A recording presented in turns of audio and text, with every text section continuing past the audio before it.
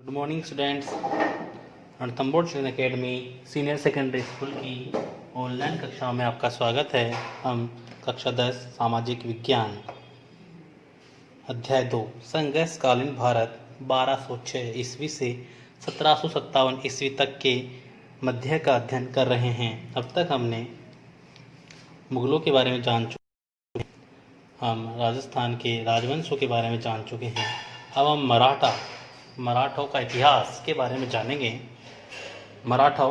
जैसे मराठाओं का नाम आता है तो हमारे दिमाग में एक नाम अवश्य आता है जिनका नाम है छत्रपति शिवाजी। तो उनके बारे में भी हम जानेंगे। तो सब मराठों का इतिहास हम आज स्टार्ट करेंगे। मराठों का इतिहास देखिए, मराठा शक्ति का उत्कर्ष किसी एक व्यक्ति का कार्य न होकर एक विशेष समय में उत्पन्न हुई अस्थायी परिस्थितियों का ही एक परिणाम था। भारत के पश्चिमी दक्षिणी भाग में स्थित दक्कन के पठारों को संप्रति महाराष्ट्र के नाम से जाना जाता है। आप अगर अभी वर्तमान के हिसाब से देखें तो मराठा महाराष्ट्र से संबंधित है। अगर हम देखें, अधिकांश भाग पठारी होने के कारण यहाँ के निवासी परिश्रमी और मेहनती रहे हैं और बहुत ही युद्धवीर और साहसी रहे हैं। मराठा कहे जाने वाले महाराष्ट्रवासी छोटे कद और मजबूत शरीर वाले होते हैं। गुरिल्ला युद्ध में कुशल होते थे। छुपकर जो युद्ध होता था, गुरिल्ला युद्ध जंगलों में, उस युद्ध में ये बहुत ही प्रसिद्ध होते थे। वे खुले युद्ध से भरसक बचते थे और अपने दुश्मनों पर छिपकर वार करते थे। 15वीं और 16वीं शताब्दी के धर्म सुधार और भक्ति आंदोलन में ने सामाजिक एकता को और अधिक सुदृढ़ किया। दक्षिण में जन साधारण आधारित इस धार्मिक आंदोलन का नेतृत्व तुकाराम, रामदास, एकनाथ, वामन पंडित इत्यादि संतों और दार्शनिकों ने किया था। यह आंदोलन ऊंच नीच, जाति व्यवस्था और कर्म कांड के विरुद्ध था, जिसने सभी के लिए भक्ति द्वारा ईश्वर प्राप्ति का मार्ग दिखाया। मराठी भाषा बहुत सरल और व्यवहारिक थी। आओ अब हम देखते हैं छत्रपति शिवाजी के बारे में। छत्रपति शिवाजी, अगर हम मराठों का इतिहास पढ़ रहे हैं तो छत्रपति शिवाजी का इतिहास हमें पढ़ना ही होगा। छत्रपति शिवाजी, देखिए छत्रपति शिवाजी का जीवन काल 1627 ईस्वी से 1680 के मध्य रहा। छत्रपति शिवाजी, देखिए इनका जन्म 20 अप्रैल 1627 ईस्वी को सिवनेर के दुर्ग में हुआ था। वे शाहजी भोसले, इनके पिता का नाम शाहजी भोसले और माता का नाम जीजाबाई। याद रखें, आप इनके जीवन परिचय के बारे में याद रखें कि जन्म 20 अप्रैल 1627 को हुआ था और पिताजी का नाम शाहजी भोसले और माता का नाम जीजाबाई था। याद रखें। शाहजी बीजापुर के एक सामंत थे जिन्होंने तुकाबाई मोहिते नामक एक अन्य स्त्री से विवाह कर लिया था। इसी कारण जीजाबाई उनसे अलग रहती थी। याद रखें। बालक शिवाजी का लालन पालन उनके स्थानीय संरक्षक दादाजी कोणदेव तथा जीजाबाई के गुरु समर्थ स्वामी रामदास की देखरेख में हुआ, जिन्होंने उन्हें मातृभूमि की रक्षा के लिए प्रेरित किया। दादाजी कोणदेव से उन्होंने सेना और शासन की शिक्षा पाई थी। 12 वर्ष की अल्पायु में शिवाजी ने अपने पिता से पूना की जागीर प्राप्त की। सर्वप्रथम 1646 ईस्वी में उन्होंने 19 वर्ष की आयु में कुछ मावले युवकों का एक दल बनाकर पूना के निकट स्थित तोरण दुर्ग पर अधिकार कर लिया है। मात्र 19 वर्ष की आयु में। याद रखें। 1646 में ही उन्होंने बीजापुर के सुल्तान से रायगढ़, चाकन तथा 1647 ईस्वी में बारामती, इंदरपुर, सिंहगढ़ तथा पुरंदर का दुर्ग भी छीन लिया। 1656 ईस्वी में शिवाजी ने कोंकण में कल्याण और जावली का दुर्ग भी अधिकृत कर लिया। 1656 ईस्वी में ही उन्होंने अपनी राजधानी रायगढ़ बनाई। याद रखें, 1656 में उन्होंने अपनी राजधानी रायगढ़ बनाई। शिवाजी के साम्राज्य विस्तार की नीति से रुष्ट होकर बीजापुर के सुल्तान ने 1659 में अफजल खां नामक अपने सेनापति को उनका दमन करने के लिए भेजा। संधि वार्ता के दौरान अफजल खां द्वारा धोखा किए जाने पर शिवाजी ने बगनखे से उनका पेट काट डाला भगन के, एक प्रकार का हथियार। 1663 ईस्वी में दक्कन के मुगल वायसराय शाइस्ता खां को शिवाजी के दमनाथ औरंगजेब ने नियुक्त किया, जिसने शिवाजी के केंद्र स्थल पूना पर अधिकार कर लिया। लेकिन शीघ्र ही शिवाजी ने शाइस्ता खां के शिविर पर रात्रि में आक्रमण किया, जिसमें उसे अपना एक पुत्र और अपने हाथ की तीनों उंगलियां गंवाकर भागना पड़ा। 1664 ईस्वी में शिवाजी ने मुगलों के अधीन सूरत को लूटा। इन सभी गतिविधियों से क्रुद्ध होकर औरंगजेब ने अपने मंत्री आमेर के राजा मिर्जा जयसिंह और दिलेर खान को भेजा। मुगल सेना ने उनके अनेक किले अधिकृत कर लिए, यानी हड़प लिए या अधिकार कर लिया। विवश होकर शिवाजी ने जयसिंह के साथ, याद रखें जयसिंह के साथ 1665 ईस्वी में याद रखें, जयसिंह के साथ शिवाजी ने 1665 ईस्वी में पुरंदर की संधि के नाम से पुरंदर की संधि की। पुरंदर की संधि कब की? 1665 ईस्वी में शिवाजी और जयसिंह के मध्य, आमेर के राजा, ठीक है, जिसके अंतर्गत निम्न प्रावधान किए गए, इनकी कई शर्तें रखी गई। देखिए 2 शर्तों के बारे में हम देख लेते हैं कि शिवाजी ने अपने कुल 35 दुर्गों में से, यानी जो उनके पास पहले दुर्ग किले थे, उनमें से 23 मुगलों को सौंप दिए और 12 अपने पास रखे। मतलब 35 में से 23 मुगलों को दे दिए और 12 अपने पास रखे। मात्र शिवाजी के बड़े पुत्र संभाजी को मुगल दरबार में 5000 मनसबदार बनाया गया। ये 2 शर्तें थी, ये पुरंदर संधि के मुख्य शर्तें थी। राजा जयसिंह द्वारा शिवाजी को आगरा स्थित मुगल दरबार में उपस्थित होने के लिए आश्वस्त किया गया। जयसिंह ने उनसे कहा कि उन्हें दक्षिण के मुगल सूबों का सुबेदार बना दिया जाएगा। मई 1666 ईस्वी में शिवाजी शाही दरबार में उपस्थित हुए, जहां इनके साथ तृतीय श्रेणी के यानी मनसबदारों जैसा व्यवहार किया गया, यानी अच्छा व्यवहार नहीं किया गया इनके साथ, और उन्हें नज़रबंद भी कर दिया गया। लेकिन नवंबर 1666 ईस्वी में वे अपने पुत्र संभाजी के साथ गुप्त रूप से कैद से निकल भागे और सुरक्षित अपने घर पहुंच गए। अगले वर्ष औरंगजेब ने शिवाजी को राजा की उपाधि और बरार की जागीर प्रदान की। 2 वर्ष तक शिवाजी ने शांति बनाए रखी, लेकिन 1670 ईस्वी में उन्होंने विद्रोह कर मुगलों की अधीनता में चले जाने वाले अपने सभी किलों पर कब्जा कर लिया था। यानी पुरंदर संधि के अंतर्गत जो उन्हें 23 किले दिए गए थे, उन्हें वो धीरे धीरे वापस जीत रहे थे, कब्जा कर रहे थे। खानदेश के कुछ विभागों में स्थानीय मुगल पदाधिकारियों को सुरक्षा का वचन देकर उनसे चौथ वसूली, यानी आय का चौथाई भाग वसूलने का लिखित समझौता भी उन्होंने किया। 1674 ईस्वी में उन्होंने सूरत को दोबारा लूटा।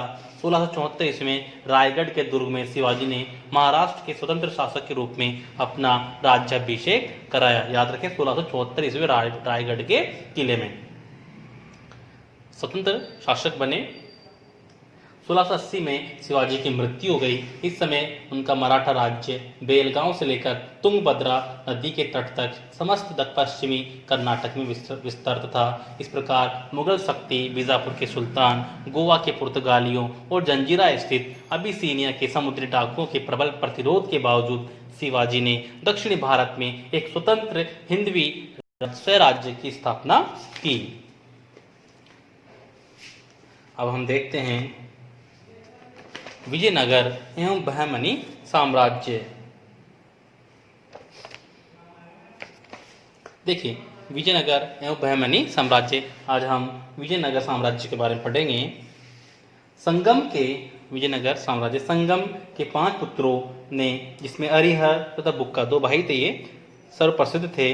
तुंगभद्रा नदी के उत्तरी तट पर विजयनगर राज्य की नींव डाली। याद रखें विजयनगर राज्य की नींव तुंगभद्रा नदी के कर्नाटक में नींव इसकी डाली, वर्तमान कर्नाटक में है ये।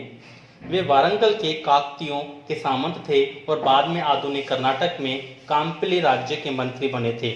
मुहम्मद तुगलक ने काम्पिली को रोंदे जाने पर इन दोनों भाइयों को भी बंदी बना लिया था। वह बाद में इन दोनों को मुक्त कर दिया। उनके गुरु विद्यारण्य के प्रयत्न से इनकी शुद्धि हुई और उन्होंने विजयनगर में अपना स्वतंत्र राज्य स्थापित किया, जो शीघ्र ही दक्षिण भारत का सबसे शक्तिशाली राज्य बन गया। आज इसकी राजधानी विजयनगर की पहचान हम्पी नामक स्थल खंडरों से की जाती है। याद रखें हम्पी, कर्नाटक में स्थित है हम्पी। आप जानते हैं, हम्पी परिचित हैं।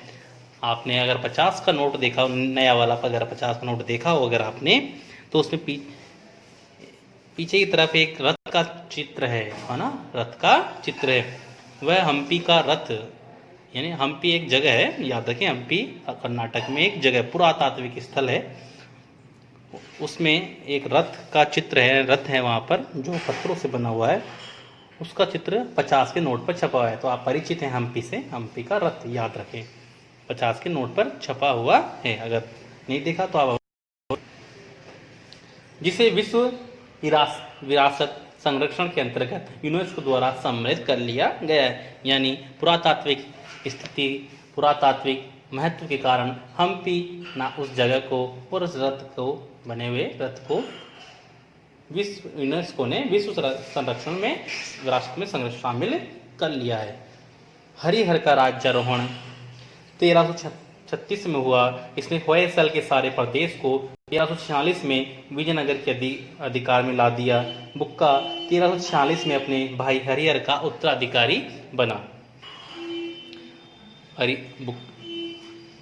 उसने 1377 तक राज्य किया। सारे दक्षिण भारत, रामेश्वरम, तमिल व चेर प्रदेश तक बुक्का ने विजयनगर साम्राज्य को बसाया, फैलाया। हरिहर द्वितीय 1377 से 1406 तक उत्तराधिकारी था। यानी हरिहर के बाद, हरिहर फर्स्ट के बाद बुक्का राजा बना, शासक बना, और बुक्का का जो उत्तराधिकारी बना वो हरिहर द्वितीय बना। इस काल में उसका मुस्लिम शासकों के साथ संघर्ष हुआ। यह शिव के विरूपाक्ष रूप का उपासक था, यानी ये मुख्य रूप से शैव संप्रदाय से संबंधित था। इस काल में मैसूर, बनारा, तिरुचिरापल्ली तथा कांजीवरम सहित दक्षिण भारत तक विजयनगर साम्राज्य फैल गया। देवराय प्रथम 1406 से 1422 ईस्वी को हरिहर द्वितीय की तरह बहमनी सुल्तानों से पराजय मिली। 1422 ईस्वी से 1426 तक बुक्का के पुत्र देवराय द्वितीय ने शासन किया। इसे गजभेट कर हाथियों का शिकारी, यानी गजभेट मतलब हाथियों का शिकारी की उपाधि मिली। इसने बहमनी राज्य का मुकाबला करने हेतु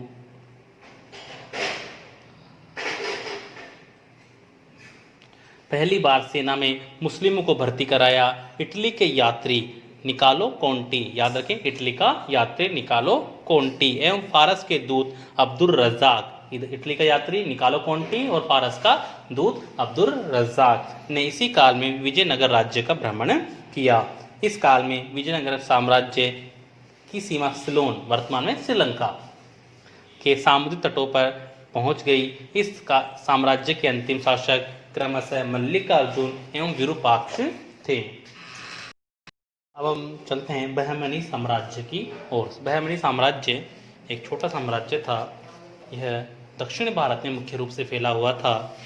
दक्षिण भारत में बहमनी साम्राज्य एवं राजवंश का आरंभ मोहम्मद तुगलक के एक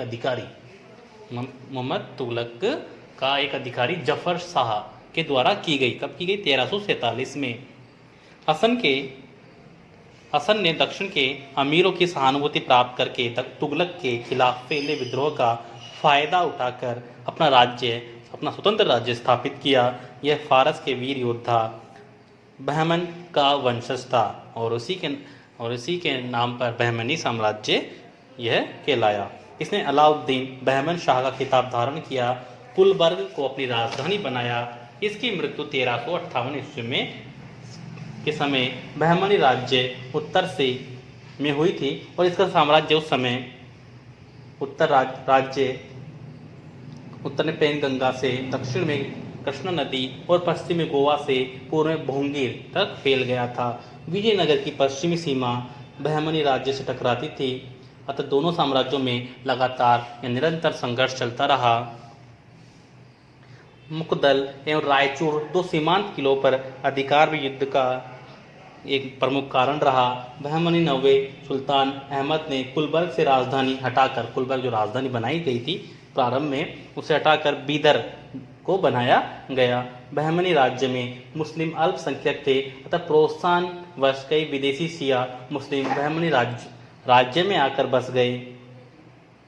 इस कारण दक्षिणी और अबिसिनियाई सुन्नी मुस्लिम नाराज हो गए। 13वें सुल्तान मोहम्मद तृतीय ने मोहम्मद गवा जो राज्य का सेवक रहा था को फांसी दे दी गई। गवा की मृत्यु के बाद बहमनी राज्य का पतन प्रारंभ हो गया। आखिरी सुल्तान महमूद के राज्यकाल में बहमनी साम्राज्य के 5 स्वतंत्र राज्य परार, बीदर, अहमदनगर, गोलकुंडा और बीजापुर बन गए। इन बहमनी साम्राज्य टूटकर 5 अलग अलग राज्यों में बट गया। कौन से? बीदर, अहमदनगर, गोलकुंडा, परार और बीजापुर, जिनके सूबेदारों ने अपने को स्वतंत्र शासक घोषित कर दिया। बहमनी राज्य में साधारण प्रजा की दशा दयनीय थी, यानी जो जनता थी उसकी दशा बेहद ही खराब थी। जैसे कि रूसी व्यापारी एथानासियस निकितिन ने जिसने बहमनी राज्य का 4 वर्षों 1470 से 1474 में तक भ्रमण किया था। उसने बताया कि यहाँ की जनता की जो स्थिति थी बहुत ही बेकार थी, दयनीय थी। अगली कक्षा में हम आगे पढ़ेंगे। आज की कक्षा के लिए धन्यवाद।